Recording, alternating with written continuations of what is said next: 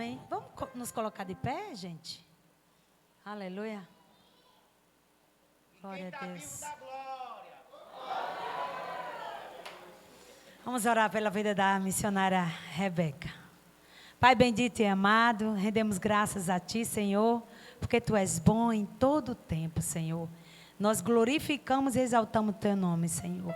E está aqui a Tua filha também, Senhor, necessitada, carente de Ti, porque todo momento somos necessitados de Ti, Senhor.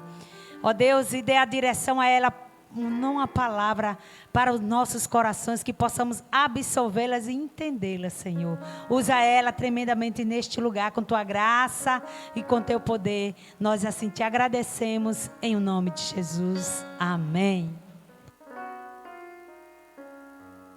Meus irmãos, a graça e a paz do Senhor. Amém.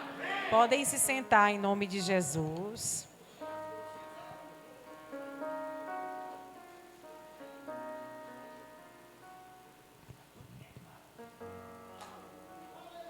Eu estou muito feliz de estar com vocês aqui nessa noite. Estava com saudade, essa bagunça toda de pandemia, que mudou, né, todo o nosso calendário de igreja. A gente faz um planejamento no início do ano, mas no final, mesmo não cumprindo os planejamentos, a gente celebra a Deus em gratidão por estar vivo, irmãos.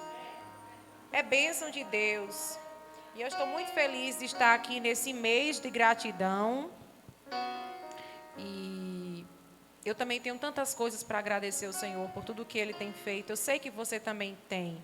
Um mês, 4 ou 5 cultos de terça-feira é tão pouco para tudo aquilo que a gente tem para agradecer ao Senhor. Eu sei que tem muitos benefícios que o Senhor tem feito a você. Então, eu quero louvar a Deus por essa visão do pastor de separar esse mês de dezembro para esse propósito de gratidão. Nós pedimos tanto e agradecemos tão pouco, e é tão importante nós voltarmos e agradecermos. Eu tenho uma coisa para lhe dizer: dos 10 leprosos, 1 voltou, mas o que voltou ganhou mais do que os 9 que não voltaram.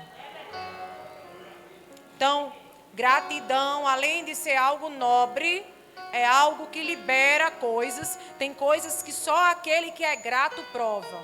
Porque cura recebeu os 10, mas salvação só recebeu quem voltou para agradecer. Então tem coisas especiais do céu liberadas para aqueles que têm um coração grato. Tem alguém que é grato a Deus aqui? O leproso veio para pedir a cura, mas ele saiu com salvação. Porque o grato, ele recebe o que ele precisa e recebe também o que ele nem pediu. Quem crê em profecia, eu já estou profetizando. O Senhor vai cumprir aquilo que você tem pedido segundo a vontade dEle e vai liberar para a sua vida aquilo que você nem pediu.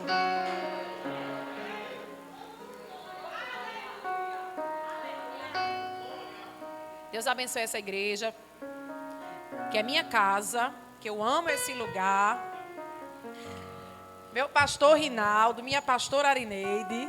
Quando eu estou aqui também são meus pastores. Vocês são muito privilegiados de tê-los como pastores, porque eles amam a obra de Deus.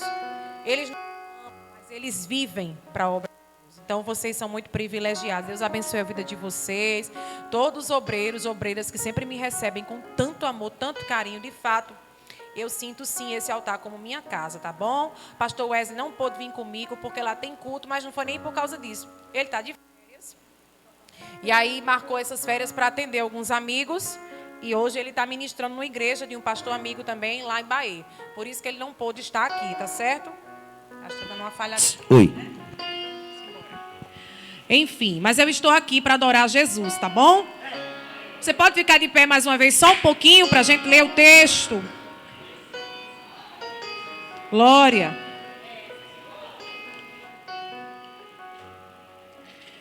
Abra sua Bíblia em 1 Pedro, capítulo 5, versículos 6 e 7. Glória a Deus.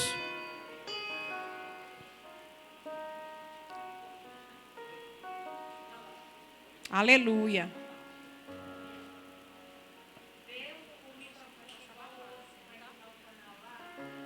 Glória. Não é? Oi. Estou com essa impressão também. Oi, ok? Ok? Agora sim. 1 Pedro 5, 6 e 7. Tem gente procurando, vou esperar. Todo mundo lê junto. Esse texto é tão conhecido. Assim diz. Acho que todo mundo já encontrou. Tá. Humilhai-vos, pois, debaixo da potente mão de Deus, para que ao seu tempo vos exalte, lançando sobre ele toda a vossa ansiedade, porque ele tem cuidado de vós. Sente-se glorificando Jesus.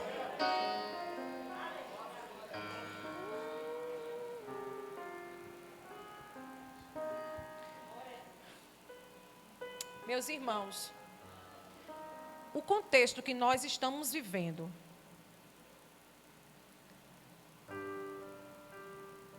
de 20 anos para cá, nunca se gerou tantas pessoas ansiosas como agora. Irmãos, crianças agora, mais do que nunca, estão sofrendo com ansiedade. Ansiedade com o dia de amanhã, ansiedade de como será. Nós estamos vivendo dias incertos. Nós estamos vivendo situações. Eu fui fazer a matrícula da escola da minha filha e a moça da secretaria disse: olha, esse ano a gente não vai dar o carnê, esse ano a gente vai mandar boleto mês a mês. Não sabe como é que vai ser.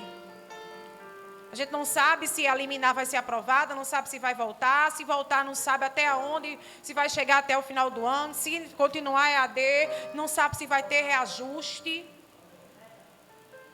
Não foi me dado lista de material escolar, só foi me dado o nome do livro, porque dependendo de como será, e vai ver se vai ter lista de material escolar específico para coisas presenciais ou não. Eu estou dando só um exemplo para você ver o nível de coisas que estão pendentes para o ano que vem.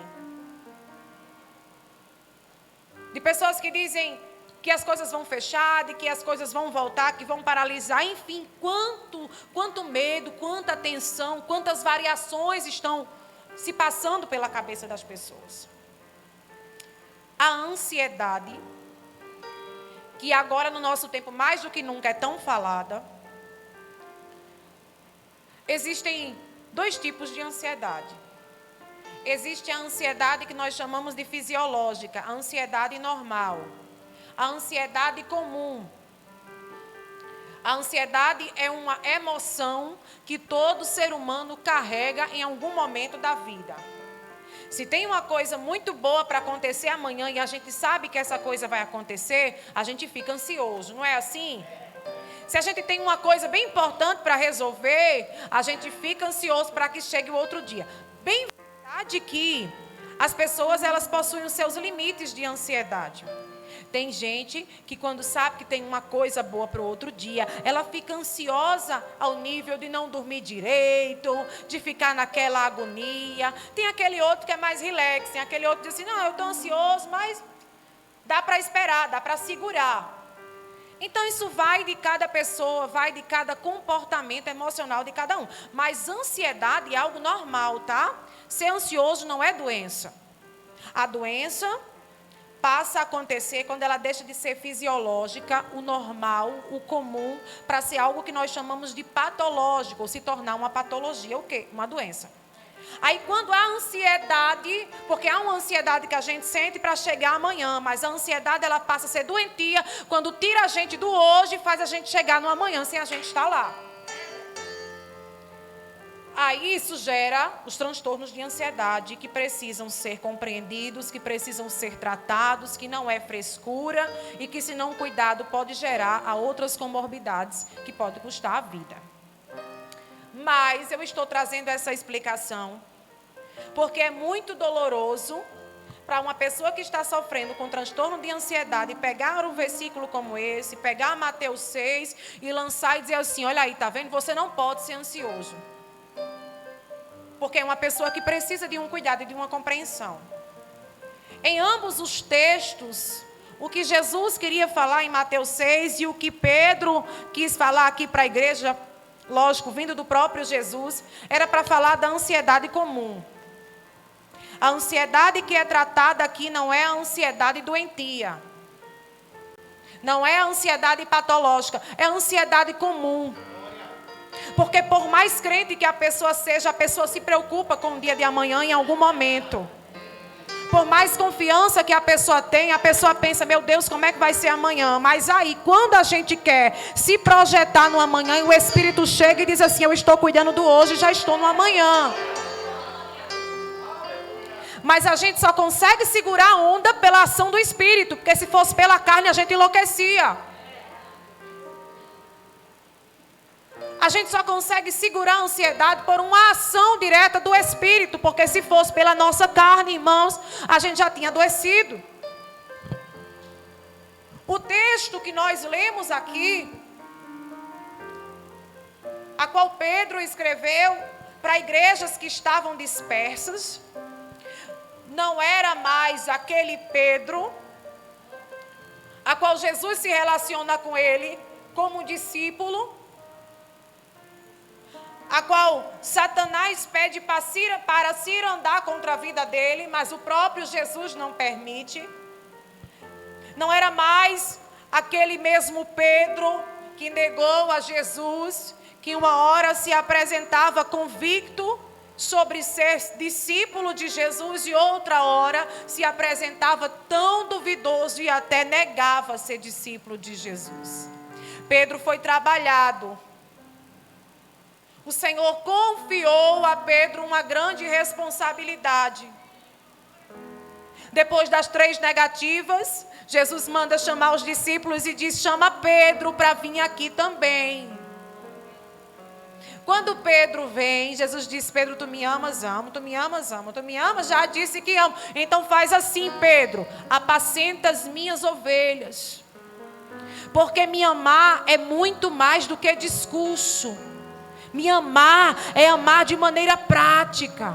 Jesus pode pedir a nós amor prático, porque Ele nos amou de uma maneira prática. Jesus não amou a igreja somente com palavras, Ele amou com ato.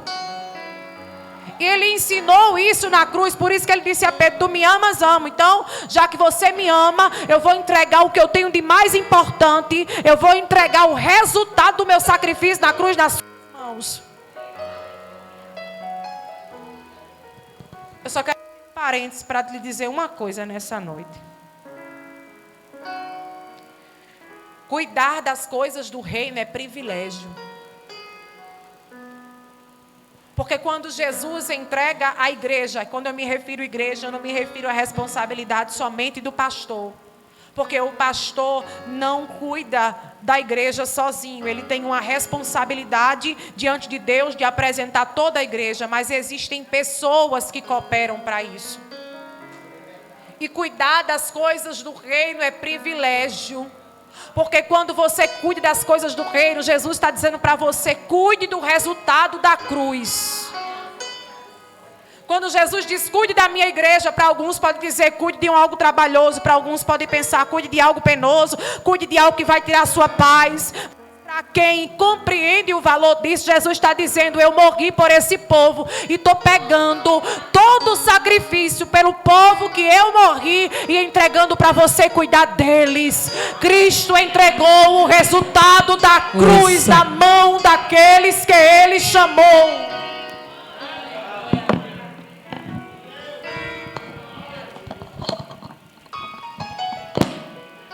Toda vez que o diabo tentar lançar na sua cabeça e na minha, que ele tenta também lançar na minha, dá trabalho, mata a gente. Eu não preciso passar por isso, lembre-se dessa palavra. Amar a Cristo é um amor prático. Você é responsável por cuidar do resultado da cruz, que é a igreja. E foi esse Pedro que agora em Atos 2 é transformado. Ficai, pois, em Jerusalém até que do alto sejais revestidos. Pedro entendeu essa palavra. E agora, compreendendo essa palavra, Pedro ali fica, é revestido. E agora não é só Pedro discípulo, é Pedro apóstolo, que andou, foi chamado e aprendeu do próprio Jesus.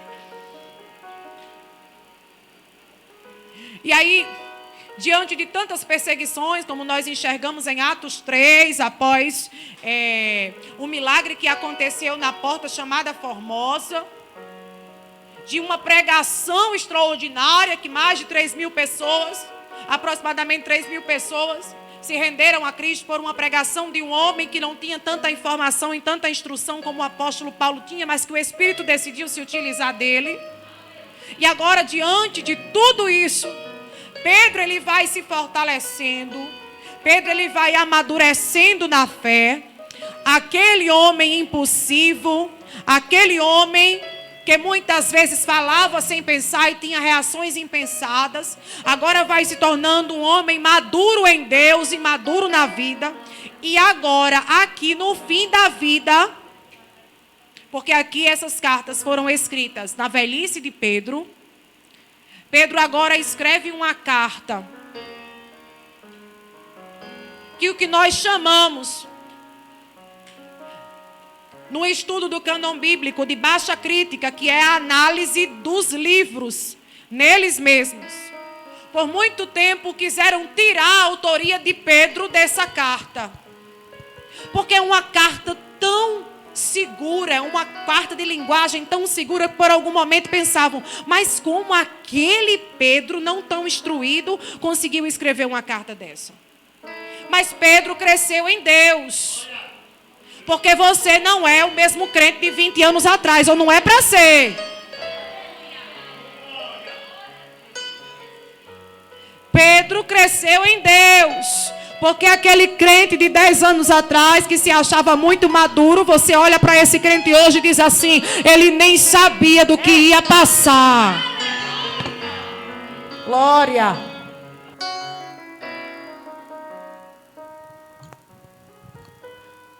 Pedro cresceu em Deus. E agora ele escreve para uma igreja que estava dispersa.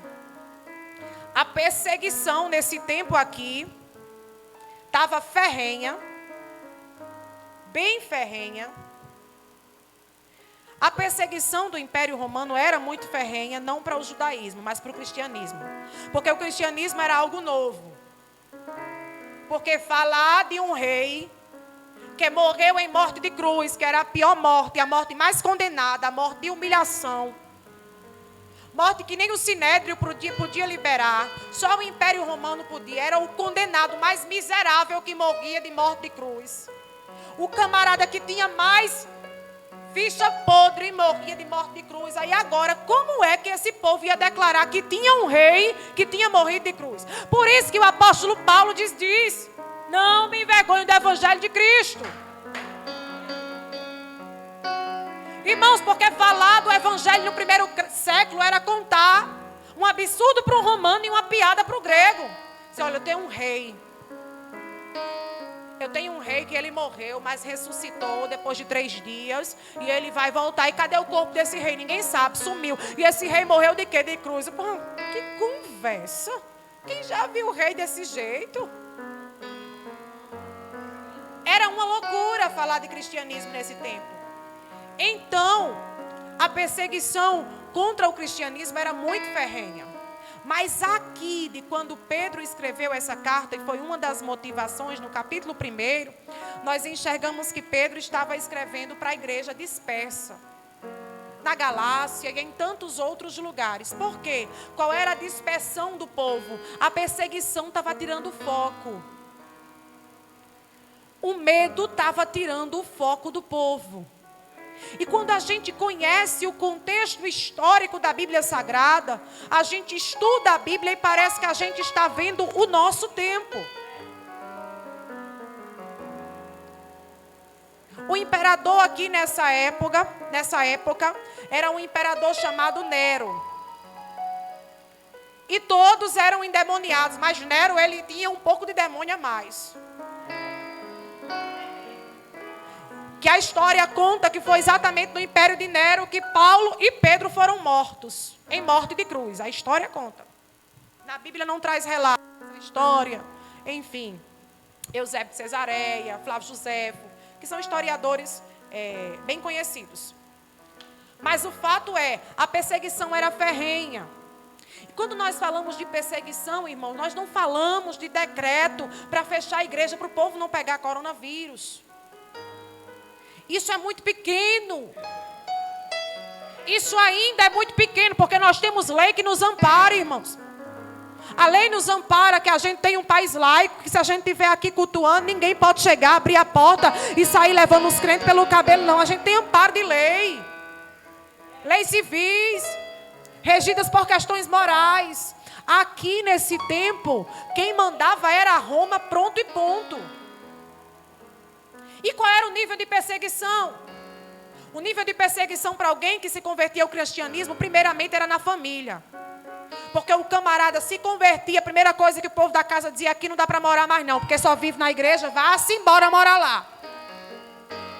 Por isso que na igreja primitiva, o cuidado social era tão forte. Por isso que o povo dividia o que tinha, porque se não dividisse, os outros morriam de fome. Porque o povo era desprezado mesmo. Os familiares que serviam, que adoravam aos imperadores, eles olhavam e diziam assim, se você ficar aqui, a gente vai se queimar, todo mundo vai se prejudicar por causa de você. É cristianismo mesmo que você quer? É o que eu quero. Então pronto, então caia fora daqui. A primeira coisa que o povo perdia era o convívio e o seio familiar. E quando uma família decidia se render a Jesus, decidia servir a Cristo, o Império Romano tinha posse de bens. O Império Romano podia chegar e bater, aqui é casa de cristão? É, pois pronto, sai, desocupa a casa, que a casa não é sua mais não. Você trabalha, qual senhor? Senhor tal, pronto, olha, aquele escravo ali, aquele servo ali, não vai trabalhar para você mais não, porque ele é cristão, quem está dizendo é o Império Romano. E pronto. Só que isso gerou ansiedade no coração do povo. Porque os pais de família pensavam, eu sei que eu estou tomando a decisão certa, mas amanhã o que será dos meus filhos? Eu tenho uma casa para morar hoje, mas amanhã o que será da minha família? E a proposta era que eles abandonassem a fé, para que eles se rendessem ao Império Romano, ou vivessem uma vida promíscua, para que fossem rejeitados do cristianismo. Por isso que Pedro faz referência à santificação. Sejam santos, vivam no cristianismo, mas não compactuem com o pecado. Deixe o sangue dar na canela.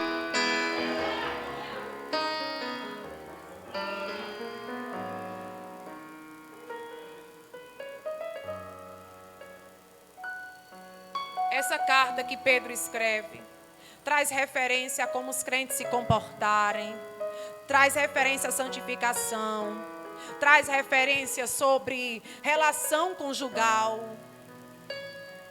Mas Pedro se preocupou em trazer uma palavra de ânimo para os crentes que estavam andando ansiosos.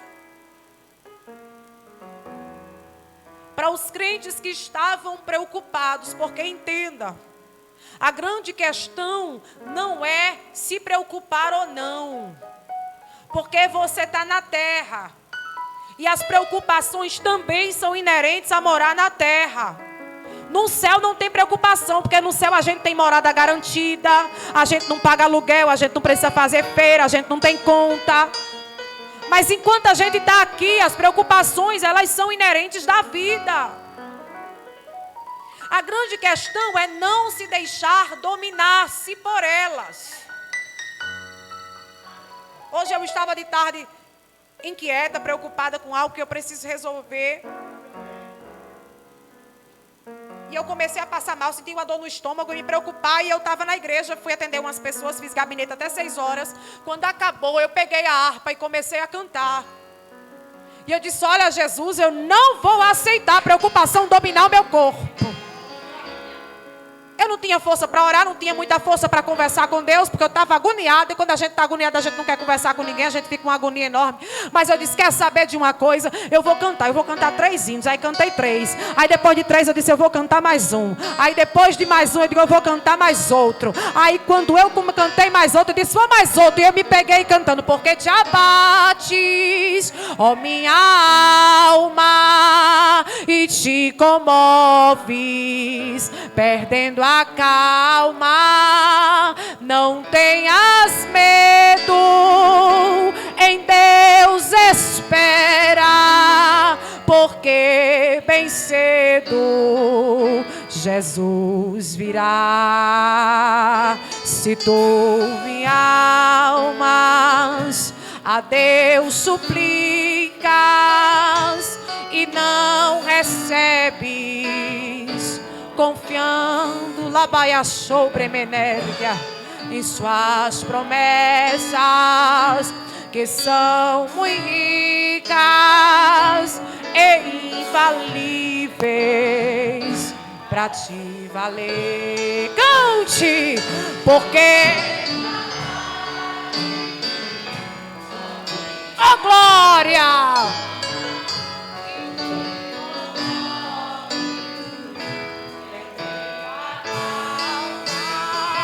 Não tenhas medo.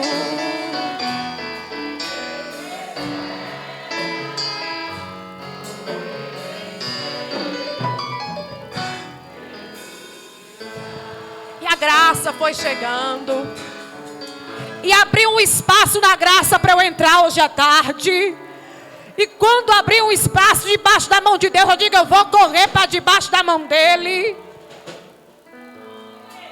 E o céu foi chegando, a graça foi inundando, o peso foi saindo. Eu digo, Jesus está cuidando de tudo, vai dar certo. Pedro diz, humilhai-vos debaixo da potente mão de Deus. E aí, irmãos, o sentido de se humilhar aqui não é somente esse sentido de nos humilharmos diante de um para com o outro. O sentido aqui, na verdade, não é de servirmos uns aos outros. O sentido é humilhar-se debaixo da potente mão de Deus. E a gente fica se perguntando, o que é que humilhação tem a ver muito com ansiedade? Irmãos, se tem uma coisa que a ansiedade gera no nosso coração, é o desejo de querer resolver. A ansiedade é inimiga da espera. Na ansiedade a gente busca uma brecha para querer resolver alguma coisa. E eu aprendi que é dentro da ansiedade que a gente se torna mais impotente. Porque quando a gente é ansioso, que o Espírito para, a gente diz assim, nenhuma porta vai se abrir para você, para que depois você não diga que foi você que resolveu. A ansiedade é um cadeado que fecha portas. Se a oração é uma chave que abre porta, a ansiedade é um cadeado que trava porta. Sabe por que Deus não concede nada ao ansioso? Porque se conceder, o ansioso vai dizer que foi a mão dele, que foi a ação dele que aconteceu. E as portas não se fecham, não é por causa de diabo, não é por causa de demônio, não é por causa do nosso ego. Por causa do nosso eu. Mas aí o texto diz, humilhai-vos. Irmãos, os crentes estavam ansiosos, a preocupação batia a porta. Havia um medo, inclusive, do cristianismo se acabar.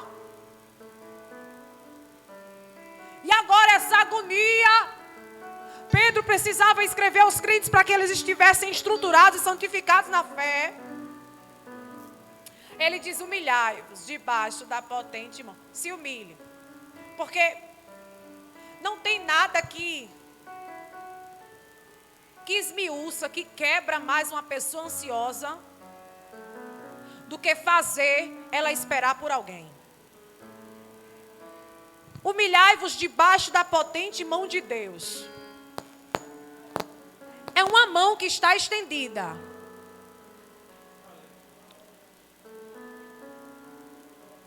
Não é uma mão que fica procurando o capricho de crente ansioso. A mão está aqui, vai para ela quem quer. E aí quando essa mão está estendida, o ansioso ele precisa se humilhar. Se humilhar como? Eu vou para debaixo da mão. Irmãos, quando a gente vai para debaixo da mão de Deus, tem hora que dá uma agonia, que a gente diz assim, meu Deus, será que eu não estou agindo? Será que eu não estou resolvendo? Será que tinha alguma coisa que eu posso fazer e não estou fazendo? Será que eu estou parado? E não tem nada mais que humilhe a gente do que a gente querer fazer. E o Espírito está dizendo, o seu lugar é debaixo da minha mão. Se aquiete, se acalme. Recomanar a súbria. E aí, ao primeiro momento, a gente vai sendo quebrado, se humilhando. Aí, eu quero fazer o Espírito se aquiete, que eu preparei um lugar de descanso para você. E a gente, Jesus, mas eu queria resolver. O Espírito dizendo, se aquiete, que eu estou resolvendo por você. Por isso que o texto diz, se humilhe debaixo da mão. Por isso que o texto diz, se humilhe debaixo da mão. Reconhece debaixo da mão que você está parado porque o céu está em movimento. Reconheça debaixo da mão que você está parado. Mas enquanto você está parado, o céu está se movimentando.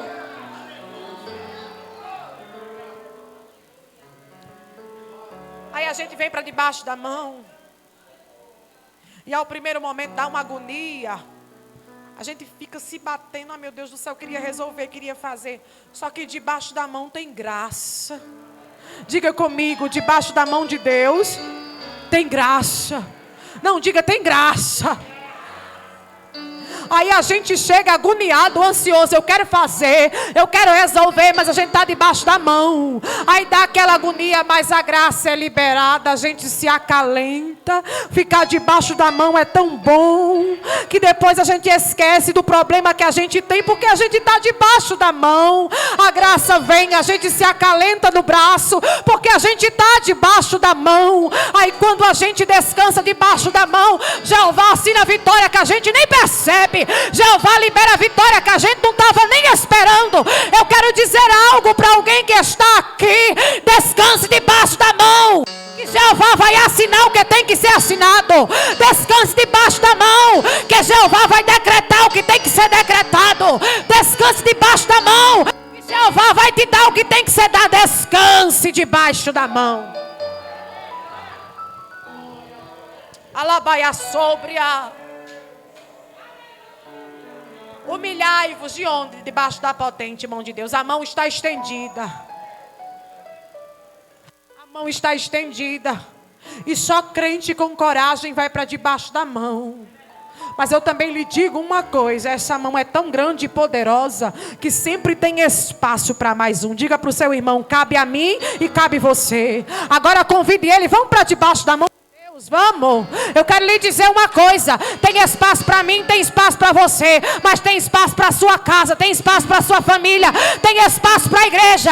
Coloca a casa debaixo da mão, coloca o marido debaixo da mão de Deus, coloca o filho debaixo da mão de Deus, coloca a vida, coloca as finanças, coloca o que você quiser colocar. Tem espaço debaixo da mão dele. Alguém adora Jesus nessa noite?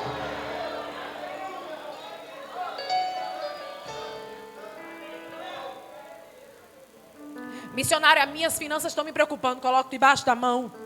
Minha família está me preocupando, coloco debaixo da mão.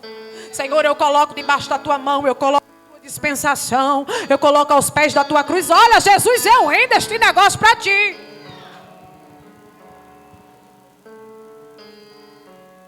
Se tem algo que tem nos preocupado tanto, irmãos, é o calendário.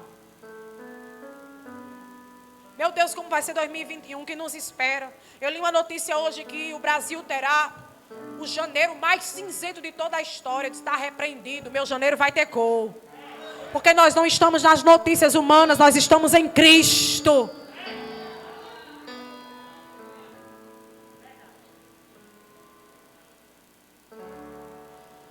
Humilhai-vos debaixo da potente mão de Deus, para que num devido tempo Ele vos exalte. Deixa eu lhe dizer uma coisa. Essa exaltação aqui também não é exaltação humana, não. Essa exaltação não é exaltação de ser melhor do que os outros, de passar e todo mundo ficar olhando, aplaudindo, lhe reconhecendo.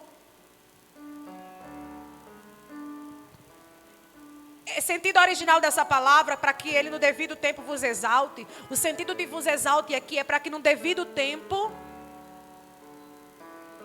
ele cumpra a vós o que ele prometeu. Para que no devido tempo a resposta chegue. Eu quero lhe dizer uma coisa: tem resposta de oração debaixo da mão de Deus. Alguém recebe essa palavra? Você que está precisando de uma resposta para resolver algo, o Senhor te trouxe nessa noite de terça-feira para dizer: se aquiete, vá para debaixo da mão, porque eu vou entregar um mapa de uma direção, decoplaia sérgia. Isso é uma palavra direcionada a alguém. Deus vai entregar uma estratégia específica, mas vai ser debaixo da mão. Não vai ser riscando papel, não vai ser fazendo conta, vai ser debaixo da mão. Da camandaia baia sérgia. Para que no devido tempo ele vos exalte e ele cumpra o desejo do vosso coração. Para que ele realize, pois, a necessidade que o levou para debaixo da mão dele. Quando? Não sei. O que é que a Bíblia diz? No seu devido tempo. Que tempo é esse? Não sabemos, mas uma coisa nós entendemos: se nós estivermos debaixo da mão, o tempo não é perdido. Eu quero lhe dizer uma coisa: eu não sei quando a resposta que você precisa, o que tem te conduzido para debaixo da mão de Deus vai acontecer, mas eu preciso lhe dizer que o tempo que você está debaixo dela não é perdido. Você está sendo cuidado, edificado, instruído, corrigido, amado. Aleluia!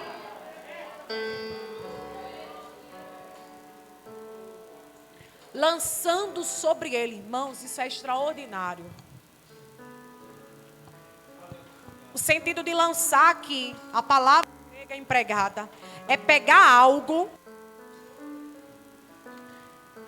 e lançar, arremessar com toda a força que você tiver. Não é lançar assim não, irmão.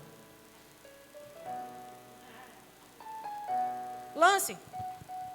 O sentido que Pedro empregou aqui é o sentido de lançar, de pegar algo na mão. O sentido grego original é esse. É pegar algo na mão, cerrar punho e lançar com toda a força para cima. Eu vou pegar algo e eu vou lançar. Primeiro, porque comigo eu não posso resolver. Segundo, eu vou lançar com toda a força, porque se estiver perto de mim eu vou querer pegar de novo, porque a ansiedade faz isso, faz a gente vir para um culto, ouvir uma palavra, descansar em Deus, mas quando é no outro dia, dependendo da notícia que a gente receba, a gente pega o problema de novo. Mas essa noite o Espírito te trouxe, porque você vai lançar, lançando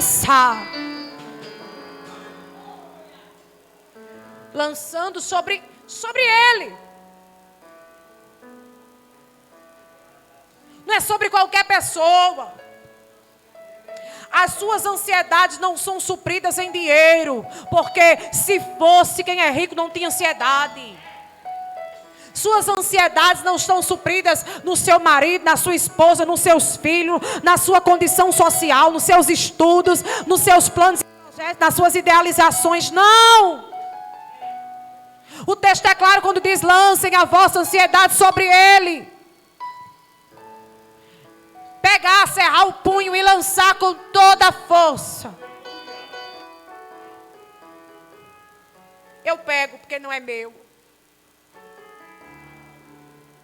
Eu me preparo e lanço. Mas eu não lanço aleatório. Eu não lanço na mão de quem não pode resolver.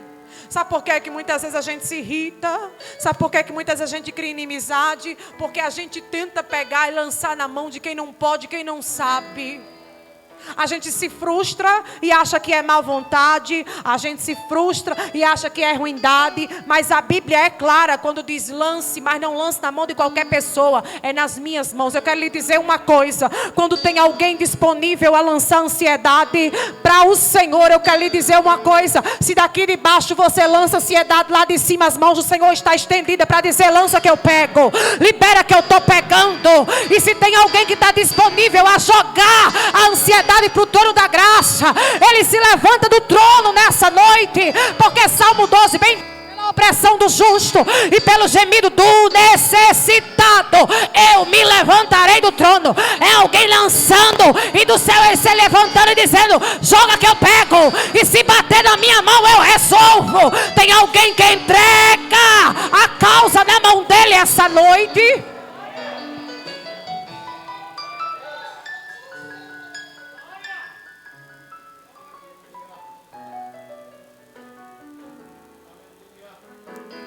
E depois que eu entrego, missionária, Pedro disse: porque ele tem cuidado.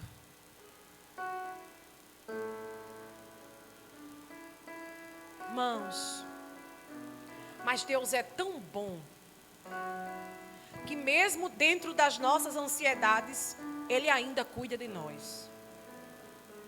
Porque o texto não diz: lança Ele e Ele cuidará de vós. O texto diz: lançando sobre Ele toda a vossa ansiedade, porque Ele tem, mesmo ansioso, Ele já está cuidando de você. Mesmo você preocupado, Ele já está cuidando de você. Mesmo com as suas inquietações, Ele já está. Algumas pessoas entenderam o que é que o céu está trazendo nessa noite. Porque Ele tem cuidado, Ele já está cuidando, Ele já está zelando, Ele já está fazendo. Era o povo preocupado com o dia de amanhã. Era o povo preocupado de como ia fazer, de como ia comer, de onde ia morar, se iam estar vivos no outro dia. Mas Pedro diz: lancem sobre ele. Porque eu quero dizer uma coisa a vocês: não é o vosso cuidado que está em vossas mãos, não. Ele já tem cuidado antes de você entregar a ansiedade para ele. Ele cuidou de você para você chegar aqui. Ele cuidou de você para que você não fraquejasse. Ele cuidou de você para que você não adoecesse. Ele cuidou de você mesmo nas inquietações. O que podia dar errado deu certo, porque Ele teve misericórdia de você. Ele já está, Ele já está, Ele já está. Alguém está entendendo que Ele já está? Ele já está cuidando, Ele já está trabalhando, Ele já está se movimentando, Ele já está. Ele não precisa de um novo calendário, Ele não é preso a recesso, Ele não precisa chegar a janeiro, Ele já está cuidando. Alguém está levantando a mão e adorando. Jesus não precisa chegar a janeiro. O céu não entra em recesso. O judiciário entra, a saúde entra, as escolas entram, mas o céu não está parado. Você pode ficar de pé nessa noite. Alabaia sobre. Ecamantia. Irmãos, tem hora que a gente limita Deus. Tem hora que a gente olha e diz assim: o ano já está acabando mesmo. Eu quero lhe dizer uma coisa: o céu não está de recesso.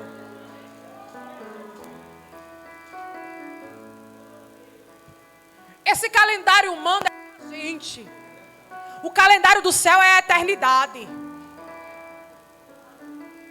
Quando Deus quer fazer, Ele faz em 2020, faz dia 31, faz na virada do ano, faz dia 25, faz em 1º de janeiro. Porque, aleluia, Ele tem dito para essa igreja nesta noite: eu já estou cuidando de vós. Eu já estou cuidando de vós. Eu quero lhe dizer uma coisa: quando o auxílio da terra acabar, o auxílio emergencial do céu vai entrar em cena.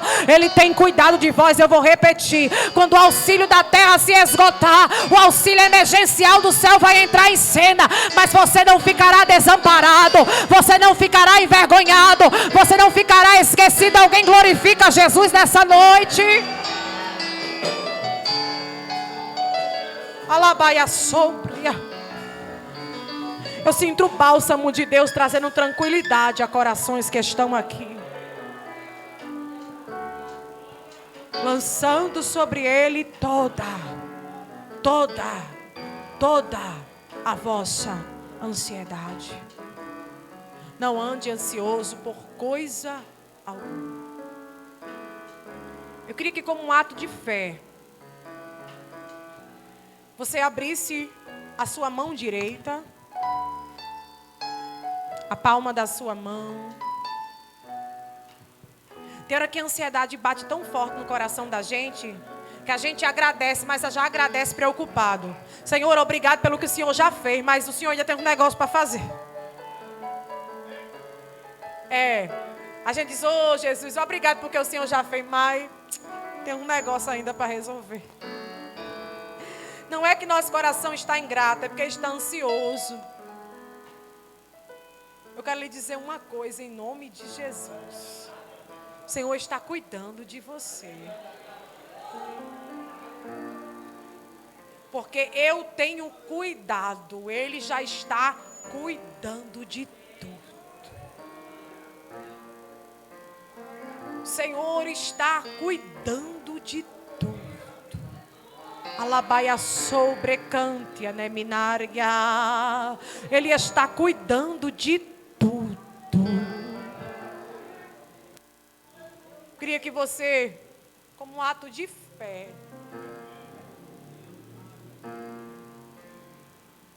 primeiro, ninguém precisa saber o que te mantém ansioso. Mas eu queria que você apresentasse a Deus e fechasse a sua mão.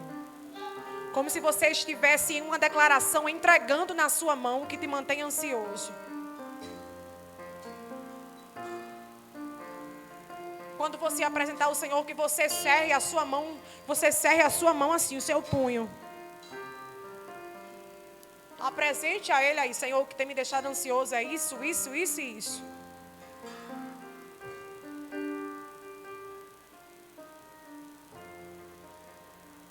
Apresente ao Senhor, cerre sua mão.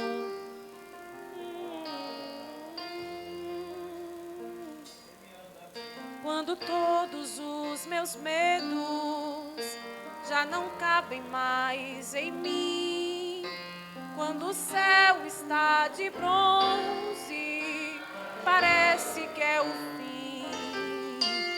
Quando o vento está revolto e o mar não quer, segure nas mãos. Não deixe a mão abrir. Muitas vezes não consigo os teus planos compreender, mas prefiro confiar sem entender. Cante de mão fechada. Em ti eu creio, em ti eu olho.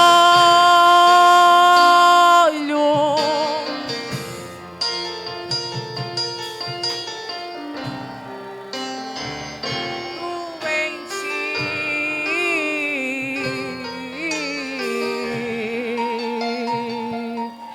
Mantenha sua mão fechada. Quando você sente medo, aí do seu lado eu estou. E é bom que você saiba, nunca, nunca, nunca se esqueça que eu sou dono do mar e eu sei como acalmar. Que eu sei o tempo certo da vitória. Oh, glória. Esse tempo é necessário.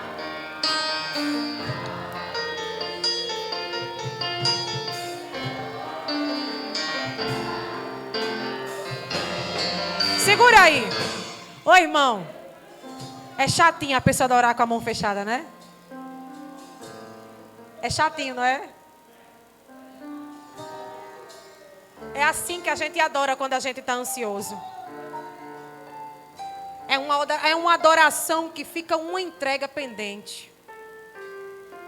Porque é como se a gente adorasse e ficasse com alguma coisa na mão segurando. É exatamente essa sensação que você está tendo aí, que eu estou tendo aqui também. Porque eu sei que enquanto você cantava, deu vontade de colocar a mão no coração, deu vontade de liberar a mão, deu vontade de levantar, mas estava fechada, porque você colocou a ansiedade aí. É exatamente esse o sentimento que nós temos quando nós estamos ansiosos diante de Deus. A gente adora, mas segura. Mas eu quero lhe dizer uma coisa. A liberdade de Deus dentro dessa casa. E eu quero exercer aqui um ato de fé. Eu queria muito que os obreiros que estão na porta abrissem por alguns minutos a porta da igreja. Alabai, sobrecantia. Isso é para quem crê. Tem gente que já está ligado no movimento. Isso é para quem crê. Quem não crê não faz. Quem não crê não sente. Mas quem crê, quem faz, sente, adora. Eu vou contar de 1 até 3. Eu sinto graça de Deus aqui. E canto. No 3 você vai lançar. E tudo que você queria fazer e não pôde, que está com a mão aí parada, você vai fazer, vai levantar, vai adorar, vai aplaudir, vai pular. Alguma coisa você vai fazer, porque Jeová vai estar liberando liberdade na tua vida. Essa ansiedade não vai corroer a tua alma. Agora você vai jogar. Porque a ansiedade não serve para a gente murmurar, não. A gente lança a ansiedade, mas a gente adora. Você vai lançar dando um glória e um aleluia. E depois você vai bater palma, vai adorar, vai fazer alguma coisa com essa mão aí. Porque é uma liberdade de Deus aqui. 1, prepare o seu melhor glória. 2, enche o seu pulmão de ar. E para Mangabeira ouvir a adoração da porta da graça. 3, lançando sobre ele toda a vossa ansiedade. Adore a Jesus, adore a Jesus, adore a Jesus, adore a Jesus, adore a Jesus. Pode fechar a porta. Adore a Jesus. Tem voz de adoração aí, tem voz de aleluia, tem voz de glória, tem crente vivo aí, tem.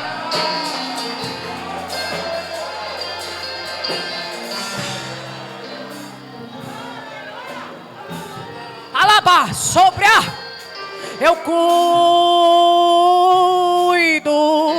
de ti, recobre camanda baia serga, ele menerga suriminai de ti. Descanse, descanse, descanse, descanse em mim. Comece a sorrir.